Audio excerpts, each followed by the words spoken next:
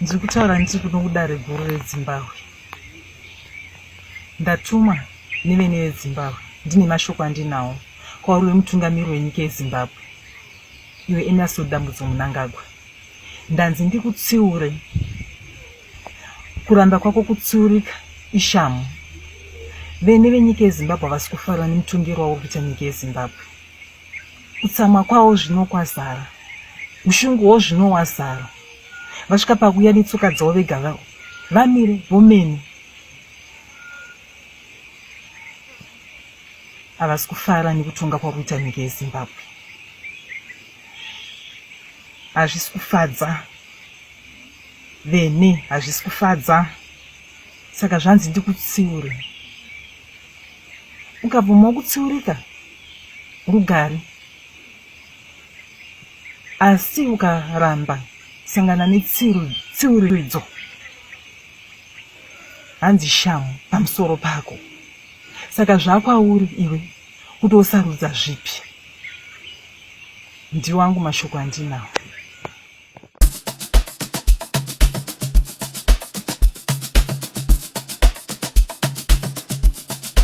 DJ Holy Vogue. Yo!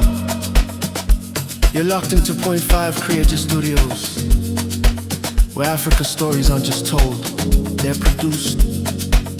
News, politics, entertainment films that move the continent. We bring the truth, the fire, the creativity. Your world, powered by African storytelling. Point 5 Creative Studios. Point 5 Creative Studios. Point 5 Creative Studios. Point 5 Creative Studios. Point 5 Creative Studios. Kana uchiudzwa dzimwe nguva bvuma kutsiurika, bvuma kuudzika, bvuma kuteerera, nekuti zvimwe zvinhu zvacho zvinenge zvine chirevo. Panapa ndine mavhidhiyo maviri andoda kukuratidzai. Vhidhiyo rekutanga riri kutaura izvo kuti hanzi Emmerson, tsiurika. Vadzimu havasi kufara, madzitateguru haasi kunakirwa nemurovero wauri kuita uyu, hausiriwo. Tsiurika. Then vhidhiyo rechituru riri kutaura kuti mweya yemagamba akafira kuhondo iri kungotenderera, iri kungodzungaira, haina pekugara, haina kuzorora. Dai pambobikwa mavave, pabikwa doro, tadzosa mweya yana mukoma, mweya yehanzvadzi yakarasikira kuhondo. Ndo nyaya dzandiri kufamba nadzo panapa. Kune vanonzwisisa nyaya dzemweya zvandiri kutaura izvi vanozviziva ende vanozvinzwisisa kuti mweya wemunhu haungoende mahara. Mweya wemunhu haungotsakatike mahara. Pane chivanhu chinoitwa kunzi mweya idzoke mumusha, kunzi mweya uzorodzwe, kunzi mweya uzorore zvakanaka, kunzi mweya wewakafa usashungurudze vapenyu. Ndo mashoko ari kubva panapa, ari kuuya panapa kubva kune mhondoro, kune vanoona masvikiro enyika, achitaura kuti iwewe Emmerson Dambudzo Mnangagwa, tsiurika. Tsiurika. Udzika uchinzwa, usanakirwe. Tinoziva kuti too much power inodhaka. Hapana chinhu chinonakidza sekutonga. Ndibvunze inini pa.5 Creative Studios panapa ndogona kutongofunga nhasi handisi kuposta vhidhiyo. Ndogona kufunga nhasi ndikuposta 5. Ndoita zvandinoda. That's too much power. Inodhaka zvisingaite, and you end up abusing power. But ndo zviri kunzi nevakuruka vakarwa hondo, vakafamba nzendo idzi vachiona kuti zvaifamba sei uye zvazvakamira sei. Vari kutaura kuti hanzi tsiurika. Ndo nyaya hombe. Then nyaya yechipiri iri kunzi mweya yemasoja, mweya yemakomboredzi akafira muhondo ngaidzoswe, ngainyaradzwe kuti nyika ifambe kumberi. Saka ndichakusiyai muchiona mavhidhiyo maviri aya. Isa comment section wotaura mafungiro ako, wotaura maonero ako kuti unozviona sei uyezve zvakaita sei, zvakamira sei. But ndisati ndaenda ndiri kuti B-Save iri kutaura kuti company registration in South Africa for Zimbabweans womba wavhurirwa FNB bank account. Namba ndo dziri paskrini idzodzo, vabate kana kuvhizita email kana kuvhizita website yavo kana kuvabata pa email yavo, zvese unozviwana pa website ipapo handitika. But pa WhatsApp namba dziripo idzo, company registration in South Africa for Zimbabweans and then account opening ye FNB. Bata namba dziri pa screen idzo. As for me DJ Holly and the rest of the crew behind the scenes, sarai muchiona mavideo maviri aya. Ndo zvaindisvitsa panguva yekuti ndivhurirwe nzira kumisira ndavhurirwa nzira yedare renyika rimwe. Ndavhurirwa nzira iyoyo handina kuda kuikambira kuti ndibate nzira yenyika iyi nekukurumidza kuti ndimhanisane nenguva iyi. Ndaitaura kuti regei ndimbodzidza kuitira kuti kana ndadzidza chakanaka chakaipa ndichibvunzwawo futi gwara racho kuti rinoda kufambwa nenzira ipi. Ndakabva ndanowana gwara iroro. Gwara iri rakanouya rikataura kuti imimi sekuru Mashinge muyera moyo, ndiri muyera moyo nini.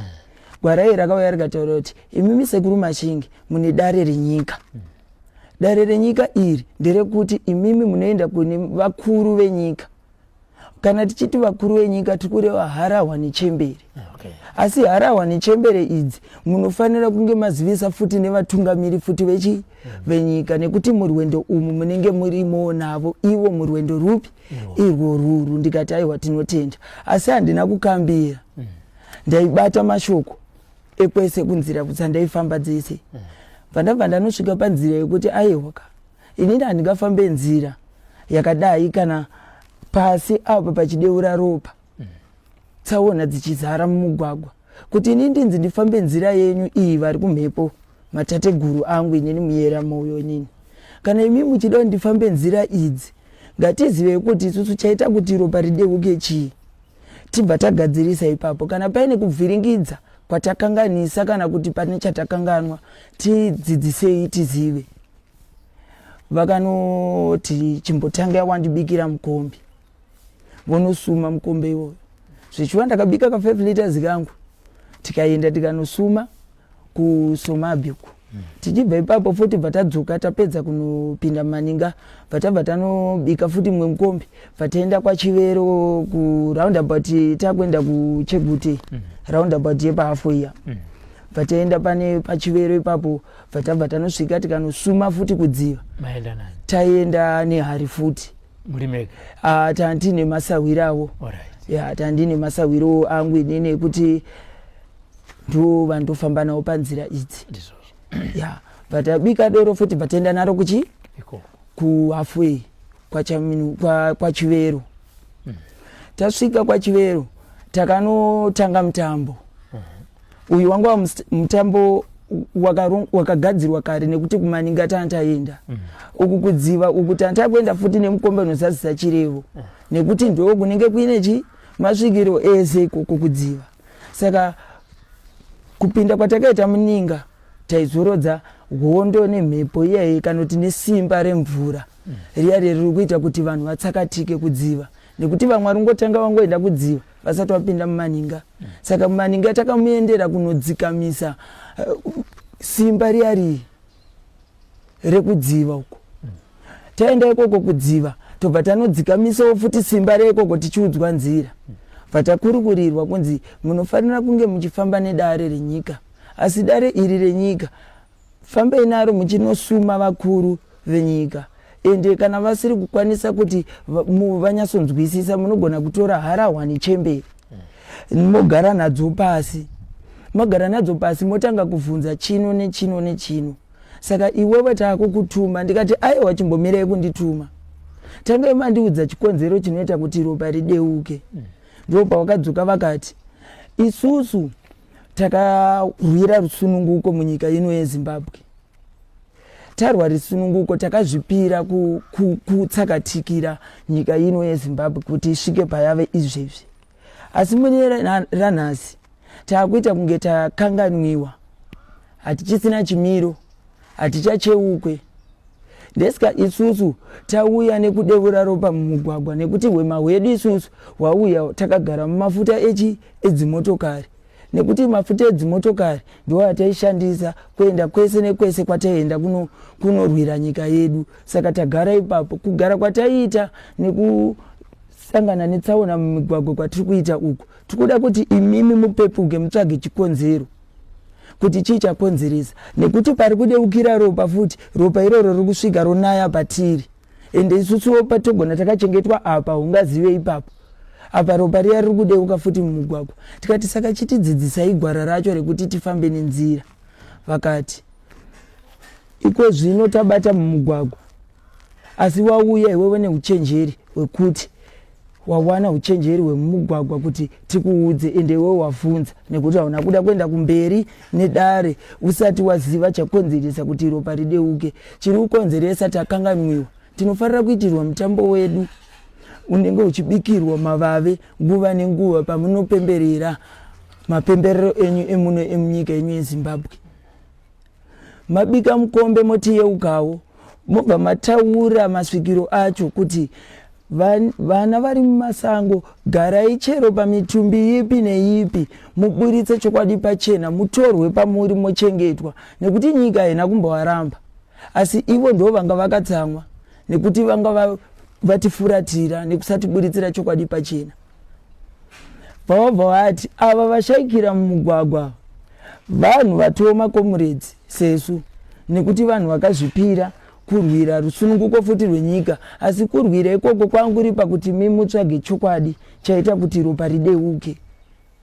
Saka inini bva ndachiwana chokwadi ichi kuti chakonzeresa kuti matsaona ave mumugwagwa ndivo ava vakarwa hondo. Ende ava vacho vashaikira mumugwagwa kutenderera kwakuita mweya yavo panzvimbo imwe chete inyaya yekuti vakafa, vamwe vachienda kumabasa, vamwe vane mashavi avo, asi kutotsangana nenjodzi nekutosunungura mweya uchibuda munyama ndo kuzvipira kwavakaita. Asi